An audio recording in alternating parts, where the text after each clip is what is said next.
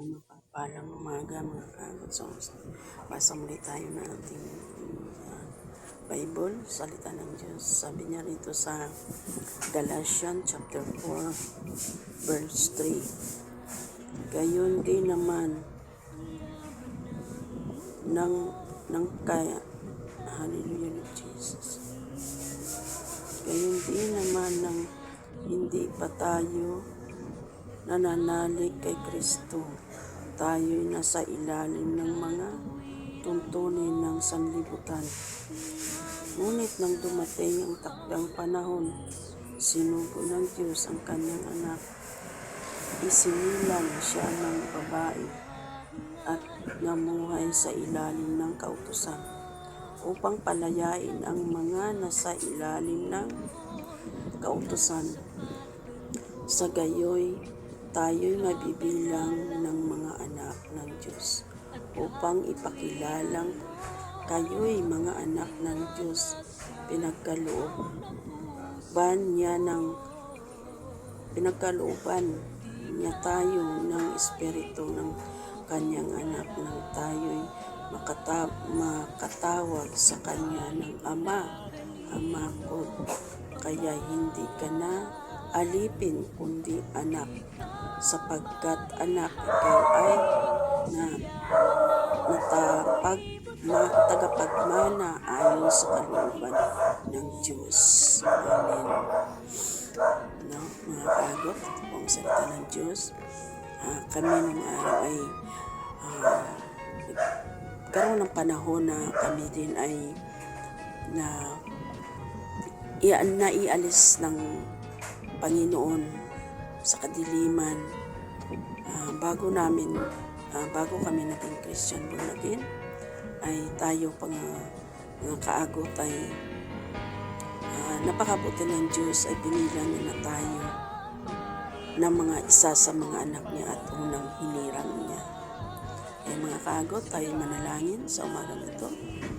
Ating ipag-pray ang lahat ng mga nanampalataya, lahat ng mga Christian born again, hindi lamang Christian born again, kundi ang lahat na nakatanggap ng biyaya ng Panginoon na sila ay may mga kanya-kanya ng mga relihiyon, bagkus iisa lamang ang Diyos na ating pinupurit, sinasamba.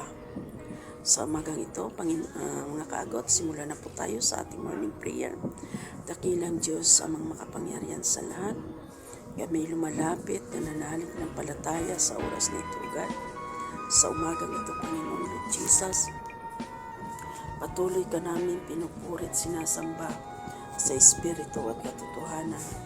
Sa oras na ito, Panginoon, patuloy ko, God, tinutulog sa iyo ang lahat ng mga manambahan ng mga anak mo sa araw na ito ay patuloy mo samahan, kabayat-ingatan, patnubayan sa araw na ito, sa araw ng kapahingaan, Panginoon Lord Jesus.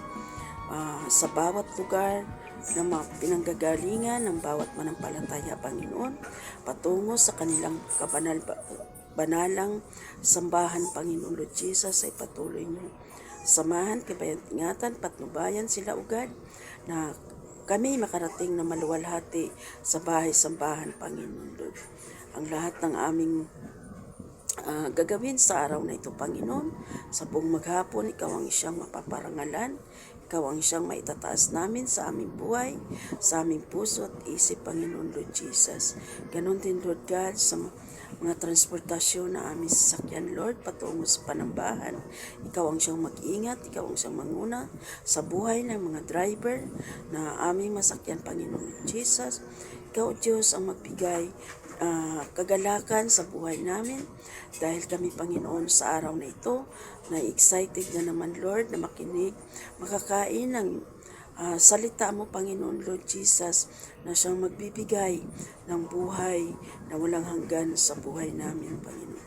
Pagpalain nawa, Panginoon, ang lahat ng mga kapatiran na manambahan sa araw na ito, anuman ang kanilang mga relihiyon, anuman ang mga kanilang mga ministry, Lord, ikaw ang siyang magpala sa kanilang buhay. Sa bawat isa sa amin, patuloy mo kaming kasamahan, kabayan, ingatan, patnubayan, na kami makarating muli, Ama, sa iyong banal na panambahan, Panginoon. Sa araw na ito, sa oras na ito, ang buong pamilya, Lord, ay muli na patuloy na magsama-sama upang magpurit, magsamba sa iyo sa araw na ito, Panginoon.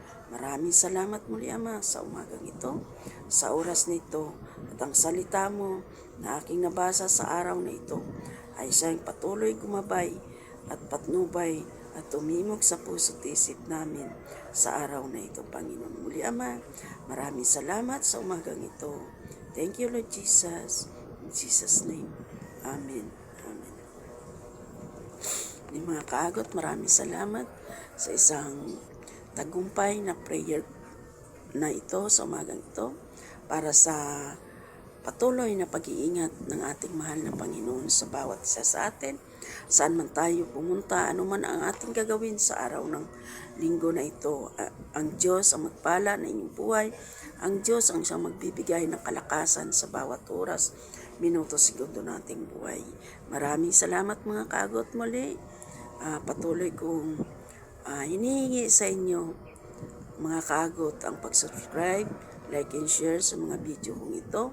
Ang Diyos ang siyang magpala sa inyong buhay, masaganang buhay at maligayang pamumuhay. Maraming salamat muli mga kaagot. I love you with the love of the Lord. God bless you all. Bye-bye.